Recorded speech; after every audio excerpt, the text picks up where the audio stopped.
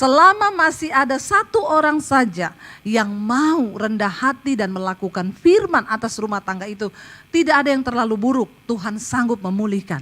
Alkitab berkata Tuhan meninggikan orang yang rendah hati, tapi Tuhan merendahkan orang yang tinggi hati.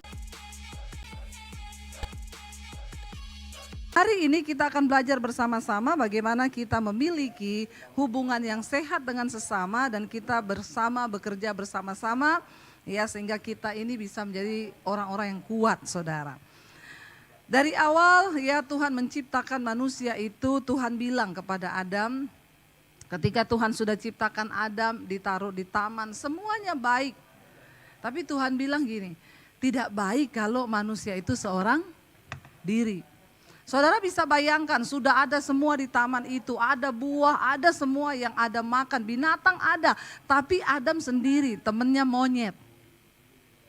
Dia mau ngomong, monyet nggak ngerti, ya monyet ngomong, Adam juga nggak ngerti.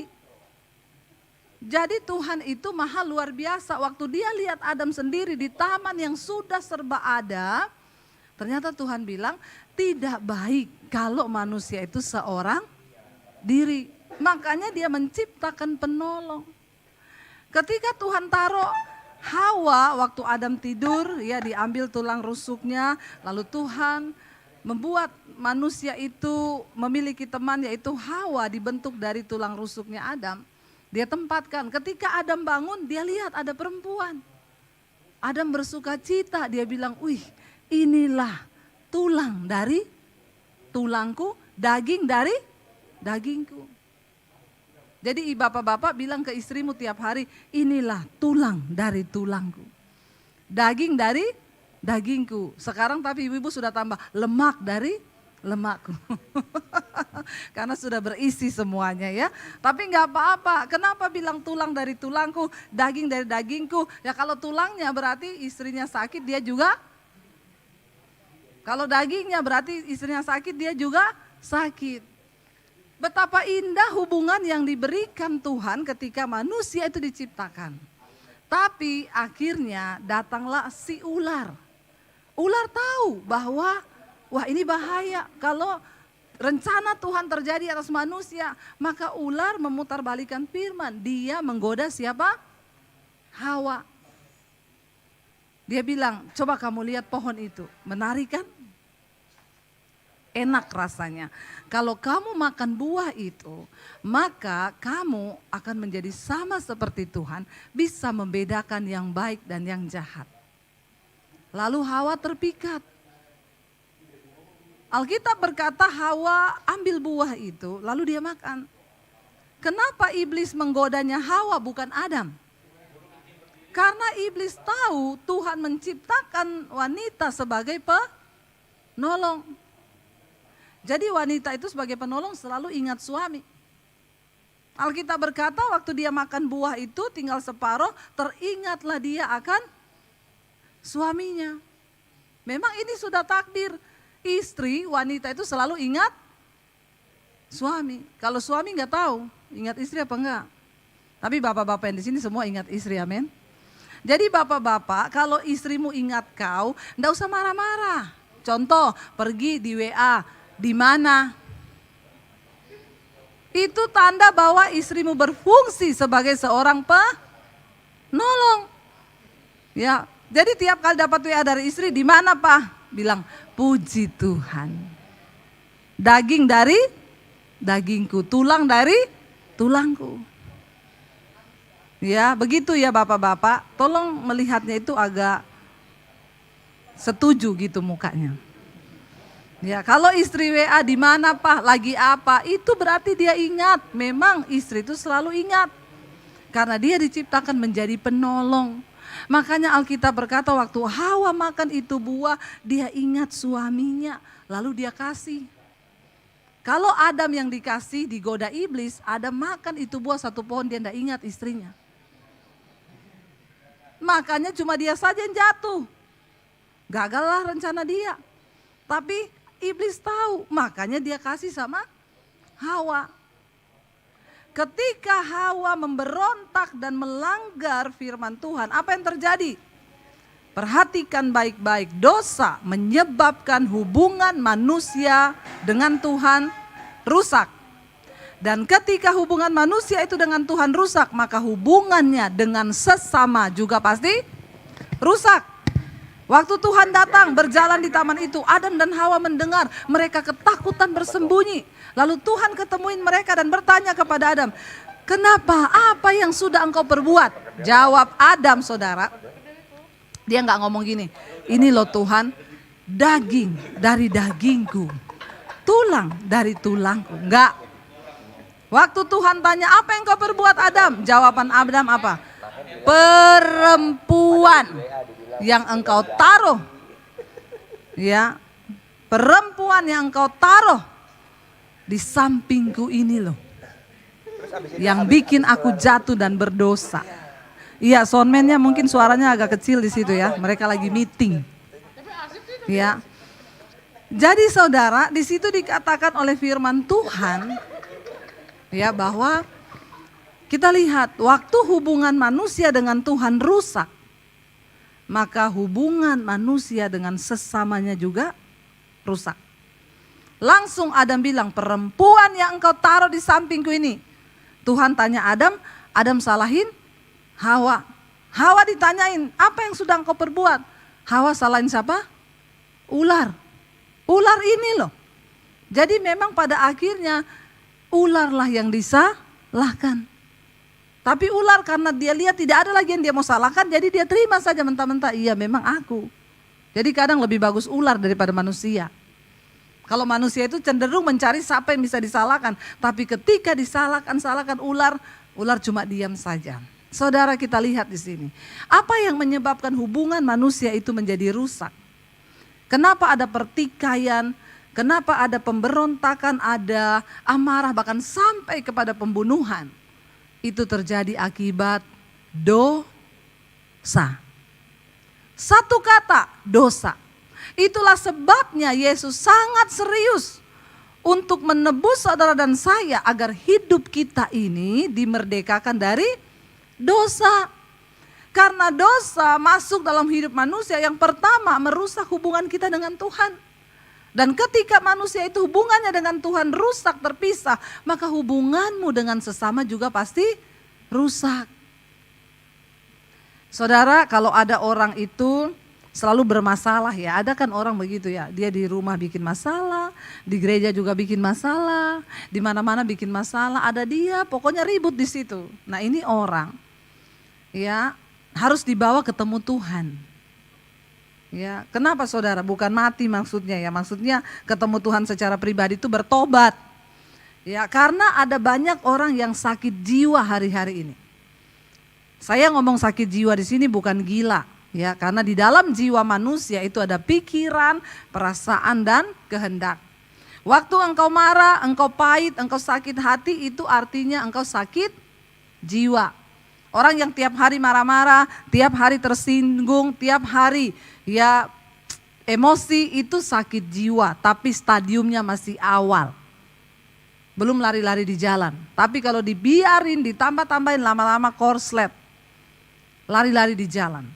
Kita perlu melihat saudara, kenapa Tuhan itu serius dengan dosa? Karena dosa menghancurkan hubungan dengan Tuhan, menghancurkan hubungan kita dengan sesama. Makanya lambang kita itu salib. Salib itu ya vertikal, bicara tentang hubungan kita dengan Tuhan itu lebih panjang. Dia lebih tinggi. Yang begini itu horizontal, hubungan kita dengan sesama. Lebih pendek. Kalau hubungan kita dengan Tuhan itu lebih dalam, lebih panjang, hubungan kita dengan Tuhan itu lebih luar biasa, maka hubungan kita dengan sesama itu juga pasti baik. Tapi kalau orang hubungannya dengan Tuhan rusak, hubungan dengan sesama juga rusak. Contoh suami istri, kita nggak usah bicara dulu yang muluk-muluk di luar ya. Di dalam rumah, di dalam keluarga. Kalau tiap hari yang ada pertengkaran dalam rumah tangga kita, tolong dicek jiwa saudara. Jangan-jangan kita juga lagi sakit jiwa. Kenapa? Banyak orang pahit, banyak orang kecewa. Saya ini baru pulang dari Toraja dari Makassar. Kita buat seminar saudara. 2 hari di Toraja, 2 hari di Makassar. Seminar khusus untuk hamba-hamba Tuhan. Bukan jemaat. Karena hamba Tuhan juga perlu ikut seminar. Puji Tuhan di Makassar ada 500 lebih yang ikut. Di Toraja 1000, hampir 1100 hamba Tuhan. Dari 30 lebih denominasi gereja berkumpul menjadi satu. Ketika firman disampaikan, lawatan Tuhan terjadi, undang altar call, hamba-hamba Tuhan yang sakit hati, yang kecewa, maju, nangis di depan altar Tuhan. Ternyata banyak hamba Tuhan yang sakit hati, yang pahit hidupnya, ya, yang kecewa. Saudara bisa bayangkan kalau hamba Tuhan saja sakit hati, sakit jiwa, bagaimana mungkin dia bisa layani jemaat yang datang dengan segala persoalan. Kenapa gereja tidak mampu menjadi terang? Kenapa hari-hari ini gereja tidak bisa lagi menjadi jawaban? Karena banyak hamba Tuhan yang melayani masih sakit jiwa. Sementara yang kita layani ini jiwa. Jiwa ini penting saudara. Waktu manusia mati, tubuhnya kembali jadi tanah. Roh kembali kepada Allah yang mengaruniakan. Tetapi jiwa manusia itu yang akan dihakimi. Nah di dalam jiwa ini kan ada pikiran, perasaan dan kehendak tadi. Kalau kita sakit hati, kecewa itu di dalam jiwa. Makanya kita harus concern hari-hari ini menyehatkan jiwa kita. Yesus bilang, jangan kamu takut manusia yang hanya berkuasa membunuh tubuhmu, tapi kamu harus lebih takut pada Allah yang berkuasa membunuh baik tubuhmu maupun jiwamu di dalam neraka. Jadi mari kita perhatikan baik-baik kebutuhan jiwa ini. Jiwa ini yang akan dihakimi loh. Ada pikiran, perasaan dan kehendak. Ya, suami istri di dalam kita membangun hubungan. Kalau tiap hari ribut, kasihan anak-anak kita. Mereka dibesarkan oleh 2 orang tua yang sakit jiwa. Makanya sekarang banyak anak muda yang lari ke narkoba, free sex. Nggak mau lagi peduli dengan Tuhan. Kenapa saudara? Karena dia melihat di rumah orang tuanya sakit jiwa. Kita semua perlu membangun kembali hubungan kita dengan Tuhan. Supaya apa? Hubungan kita dengan sesama juga baik. Amin. Orang kalau sakit hati, kepahitan, kecewa, dia cenderung menyakiti orang lain. Karena dia masih bawa luka ini. Nah saudara bayangkan kalau kita atau hamba Tuhan saja sakit hati, sakit jiwa. Ya dia harus melayani bagaimana saudara.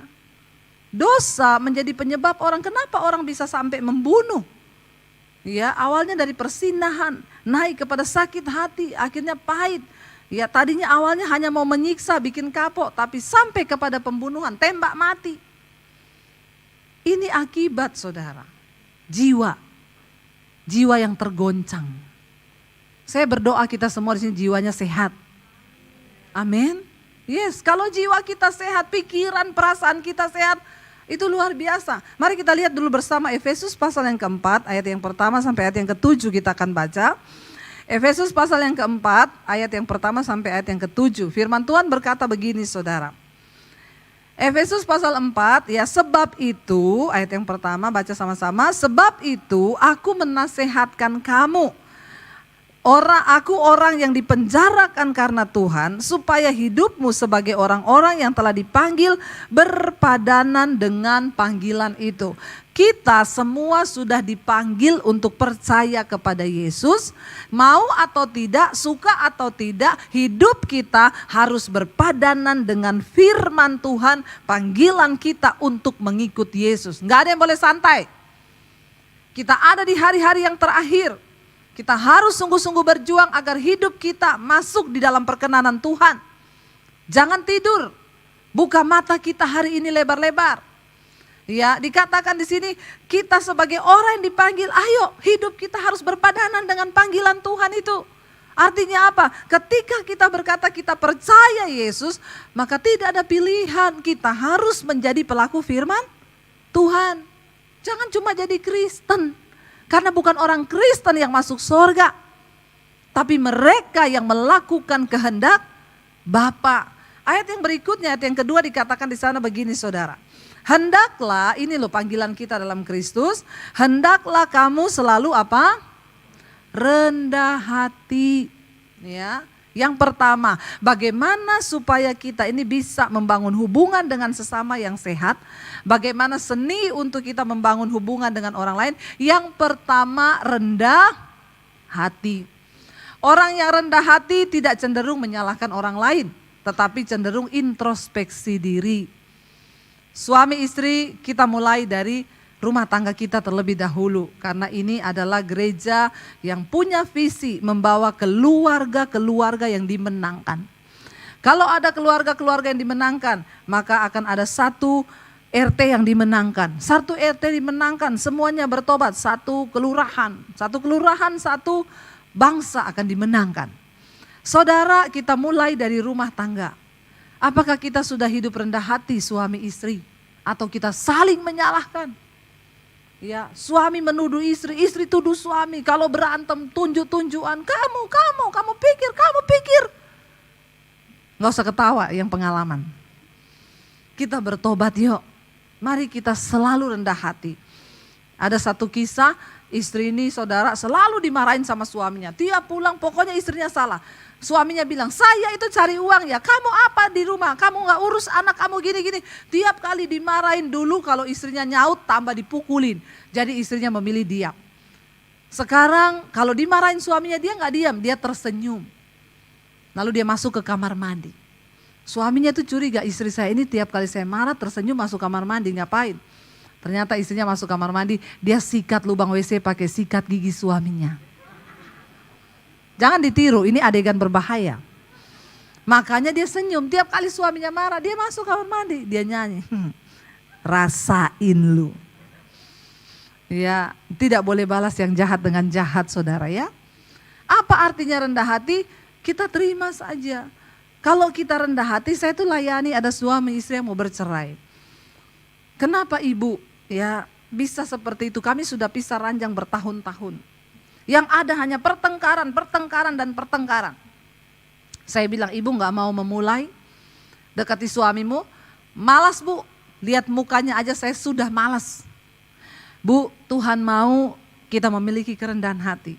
Selama masih ada satu orang saja yang mau rendah hati dan melakukan firman atas rumah tangga itu, tidak ada yang terlalu buruk, Tuhan sanggup memulihkan.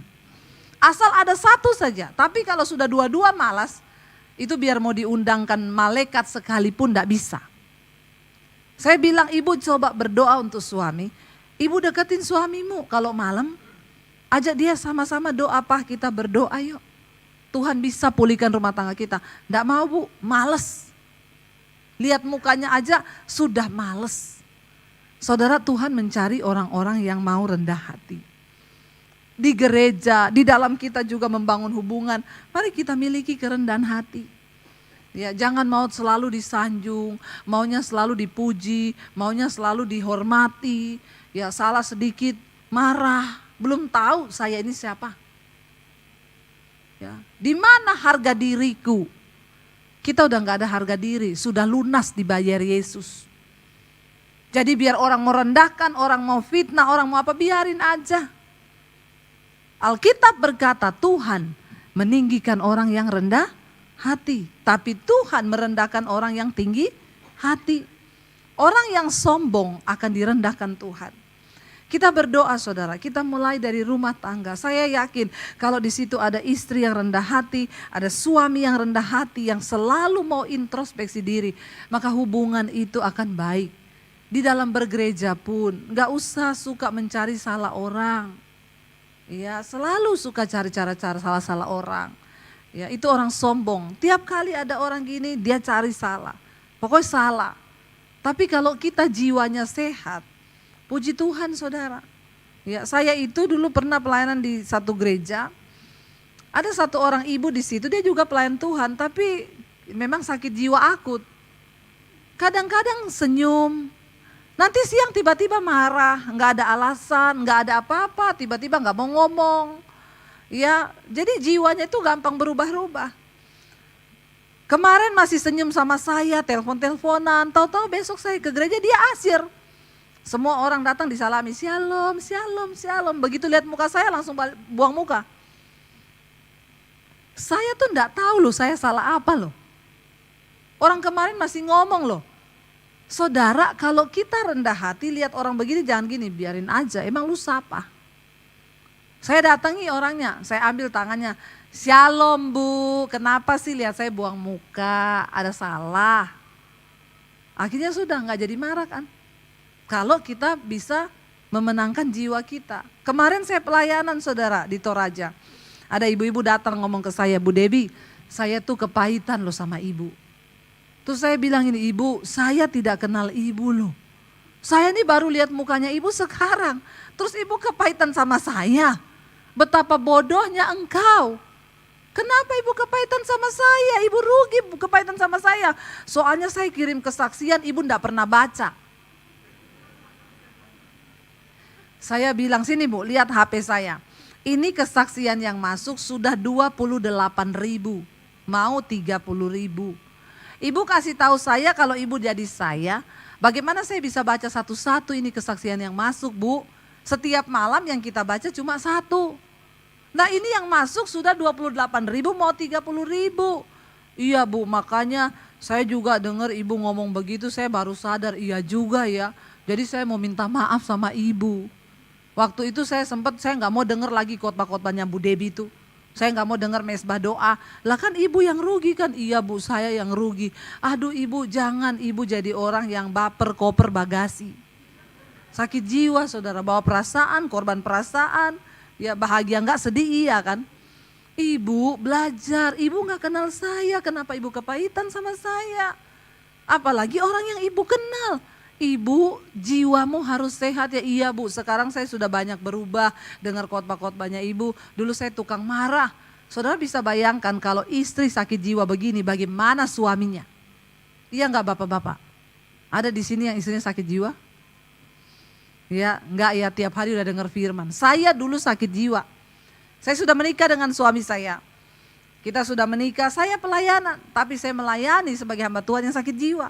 Saya masih membawa luka batin, kepahitan kepada orang tua saya.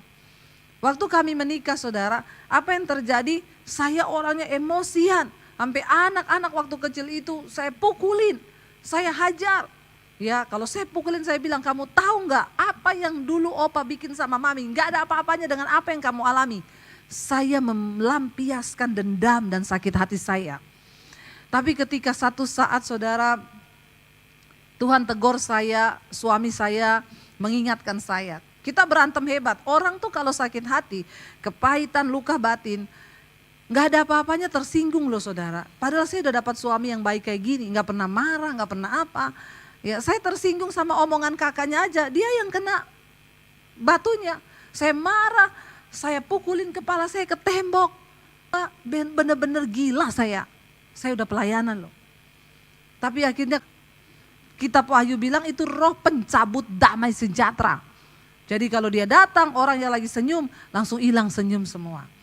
Kita berdoa, firman Tuhan bilang orang yang diperkenan Tuhan, diurapi Roh Kudus, dia itu disukai banyak orang. Kita membangun hubungan dengan siapa saja itu baik saudara. Ya, jadi hari-hari ini kami punya beban. Orang tanya sama saya, Bu, ibu gak mau buka gereja di Jakarta? Tuh ribuan yang tanya, saya bilang enggak. Kenapa Bu? Kalau saya buka gereja, saya banyak musuh.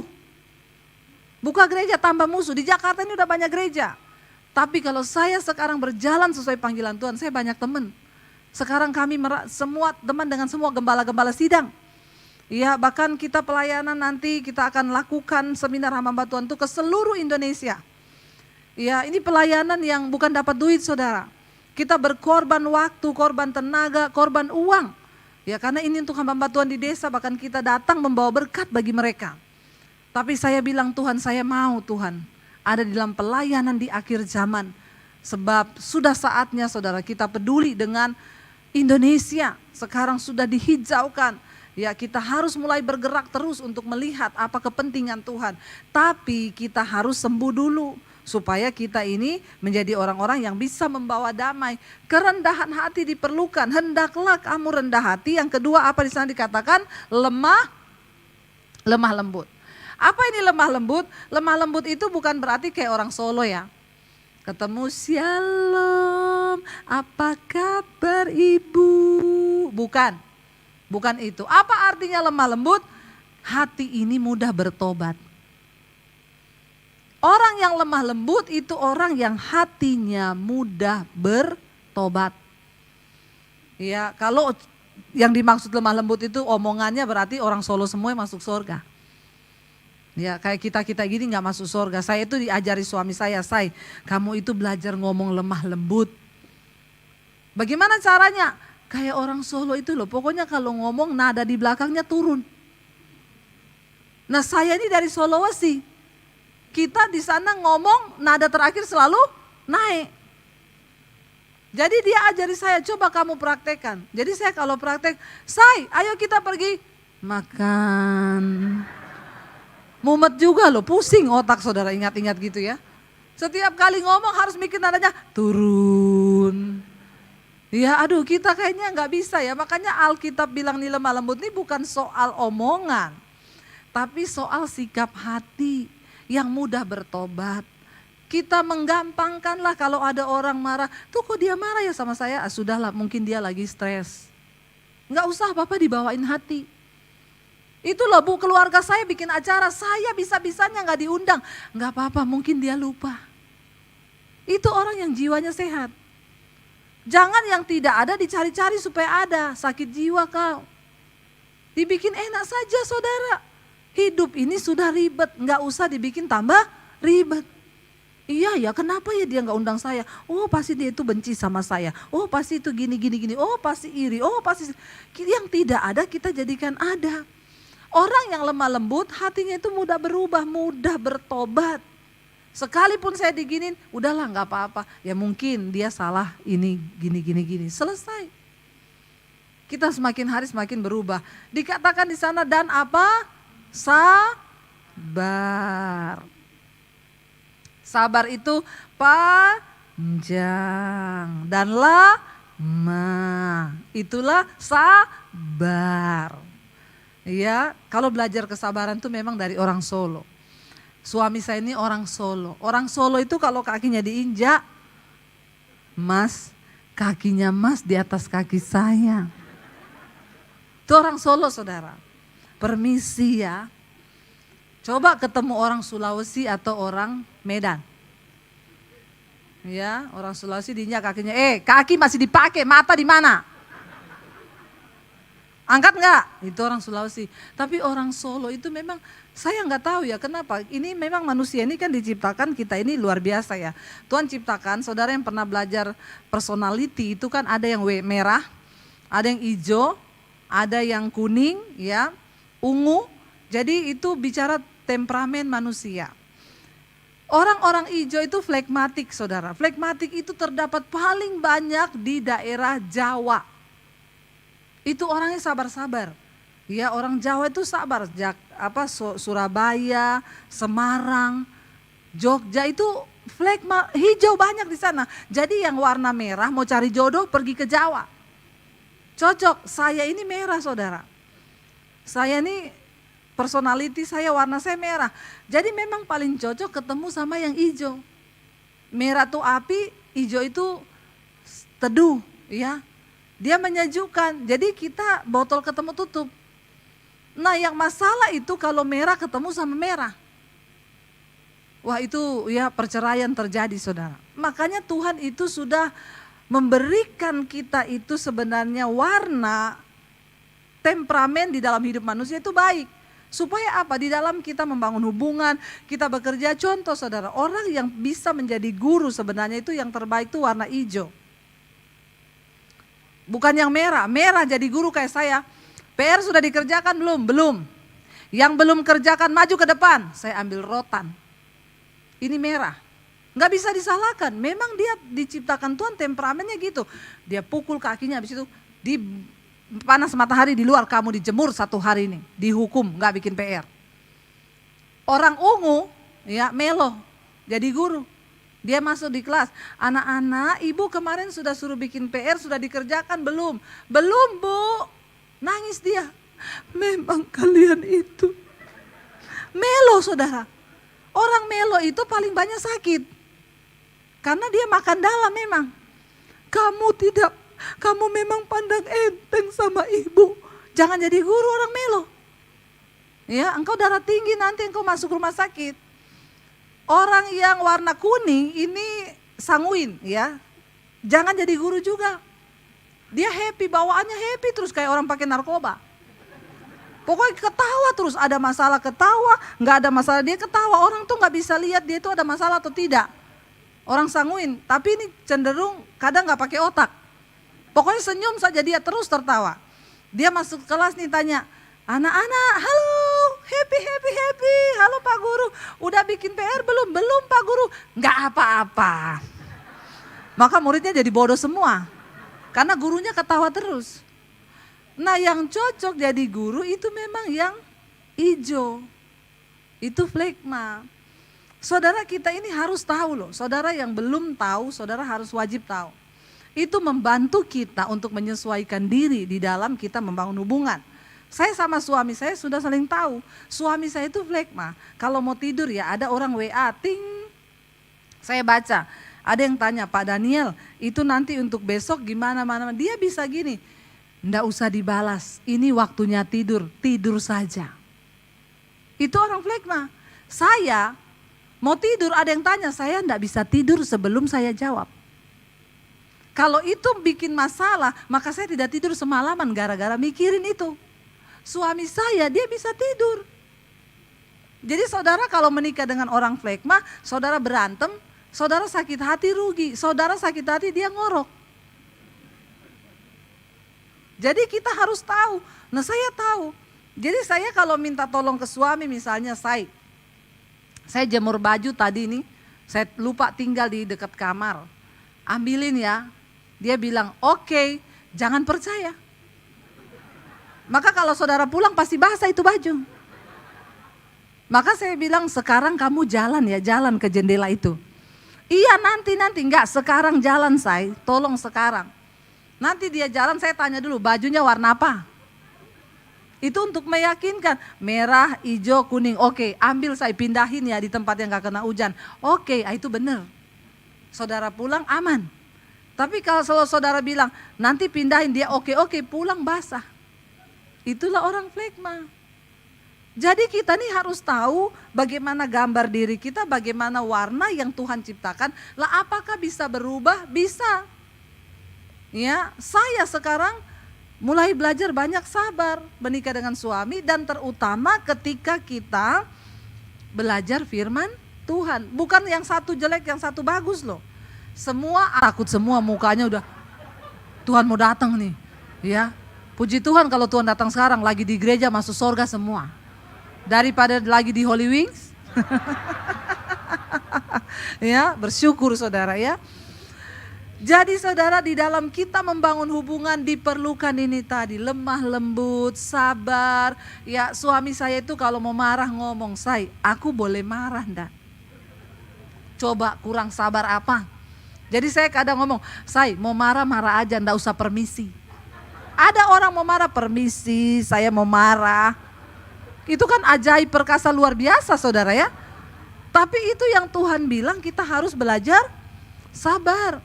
Supaya hubungan kita dengan sesama itu baik. Kenapa? Ayat yang berikutnya berkata, hendaklah kamu rendah hati, lemah lembut dan sabar, tunjukkanlah kasihmu dalam hal saling membantu. Suami istri juga harus saling membantu. Di dalam gereja pelayanan kita saling membantu. Jangan lakukan sesuatu untuk cari muka, cari penghargaan, cari dihormati. Gila hormat itu paling bikin perpecahan di satu tempat. Suami istri kita melakukan segala sesuatunya seolah-olah untuk Tuhan. Maka itu akan membuat hidup kita, rumah tangga kita baik. Dan dikatakan di sana berusahalah untuk memelihara kesatuan roh, ayat yang berikutnya. Ya, berusahalah untuk memelihara kesatuan roh. Mana multimedia ini sudah terbangun atau masih tidur?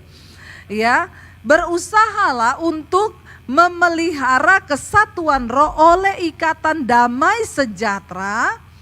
Ya, satu tubuh Apa saudara dikatakan di sana? Satu roh, sebagaimana kamu telah dipanggil kepada satu pengharapan yang terkandung dalam panggilanmu. Mari kita belajar menjadi orang-orang yang yaitu tadi satu tubuh, satu roh, ya, suami istri. Ingat tadi, daging dari dagingku, tulang dari tulangku. Jangan bilang perempuan ini loh, laki-laki ini loh. Dosa membuat hubungan kita rusak. Saya berdoa kalau ada di antara kita yang hari ini gampang tersinggung, gampang marah, coba banyak introspeksi diri. Kemarin saya ke Makassar ketemu satu orang ibu, dia bilang, Bu Debbie terima kasih banyak. Sejak saya nonton khotbah ibu, saya diubahkan Tuhan Bu. Dulu saya tukang marah, saya ini orangnya tersinggungan, suami saya belum Kristen. Wah kalau saya udah marah tersinggungan, suami saya tambah benci, tambah jengkel. Sekarang Bu, sejak saya berubah, setiap jam 8 malam suami saya ingatan, mesbah doa. Dulu suami saya marah kalau saya ke gereja. Kenapa? Karena istrinya gak berubah-berubah. Tapi sekarang sejak dia berubah mendengarkan firman, suami saya tiap jam 8 malam, mesbah doa. Suaminya juga ikut mesbah doa. Baik, untuk apa? Untuk kebaikan kita, untuk kesehatan jiwa kita. Makin tua, makin umur, ya, jaga. Satu kali engkau marah, ya, maka satu urat di jantungmu putus. Saya tuh kemarin ketemu satu orang bapak, dia dari Sulawesi berobat saudara. Dokter kaget, waktu lihat jantungnya dokter bilang, Pak saya bingung bapak masih hidup. Jantung bapak ini udah mati semua, hitam, tinggal ada satu bagian yang masih hidup. Kenapa bapak masih hidup, kata dokternya. Jadi dokternya bilang satu kali stres itu satu syaraf jantung itu putus yang kecil-kecil. Nah ini yang menyebabkan nih sudah hitam, mati loh Pak. Tapi puji Tuhan saudara, akhirnya dia hidup ya. Sampai sekarang dia hidup, bahkan dokter kaget, itu mujizat. Waktu difoto itu jantungnya udah hidup semua syaraf-syarafnya. Nah dokter bilang sekali dia stres itu satu syaraf yang kecil itu mati. Makanya ibu-ibu untuk kesehatan jantung suami kita, ya ada TikTok saya itu orang ambil semua. Ibu-ibu kalau mau menjaga kesehatan jantung suami jangan sering-sering cek HP-nya. Karena sekali engkau cek HP-nya itu jantungnya berdebar kencang. Ya, tapi bapak-bapak di sini tidak, semua bapak-bapak yang luar biasa, amin. Memang sudah sehat jasmani dan rohani. Jadi kita berdoa hari ini saudara, kenapa kita harus terus hidup dalam satu kesatuan? Firman Tuhan berkata dalam Matius pasal 18 ayat yang ke-19. Matius 18 ayat 19, dan lagi aku berkata kepadamu, jika dua orang daripadamu di dunia ini sepakat, Matius 18 ayat 19. Jika dua orang daripadamu di dunia ini sepakat meminta apapun juga, permintaan mereka itu akan dikabulkan oleh Bapakku yang di sorga. Sepakat artinya hidup dalam satu kesatuan. Kalau kita suami istri sepakat berdoa sama-sama, hidup rukun bersama, engkau minta sesuatu dijawab Tuhan. Makanya suami istri harus setiap hari engkau harus berpelukan minimal 2 kali. Bilang amin. Amin bapak-bapak. Praktekan ini. Saya kemarin ketemu satu pengusaha di Makassar, punya 14 supermarket, punya beberapa mall, jemaatnya ribuan, pegawainya ribuan. Saya tanya, Pak, apa kiat sukses Bapak? Yang pertama Bu, saya tiap hari peluk istri saya, cium istri saya. Kenapa? Karena firman Tuhan berkata, waktu aku mengasihi istri, doaku tidak terhalang. Luar biasa loh bapak-bapak, coba praktekkan ini. Nggak ada amin nih bapak-bapak sini. Orang itu langsung nyaut amin gitu loh. Nggak ada amin malam. Bertobat ya, bertobat. Bener lah, dia bilang saya setiap hari peluk istri saya, cium istri saya Bu. Tuhan memberkati rumah tangga kami. Saya percaya saudara, praktekan ini mulai nanti pulang sebelum tidur malam. Berpelukan aja. Bilang, Tuhan terima kasih buat suamiku, terima kasih buat istriku. Nggak ada amin lagi. Saudara itu kan datang ke gereja mau dengar firman toh. Iya kan, mau dengar firman apa enggak? Nah kalau diajari yang baik sesuai firman dilakukan enggak? Coba pulang praktek, saya percaya rumah tanggamu diberkati, bisnismu diberkati, usahamu diberkati Tuhan. Ayo para imam musik maju ke depan. Kalau kita mau sungguh-sungguh saudara, pasti Tuhan itu buka jalan.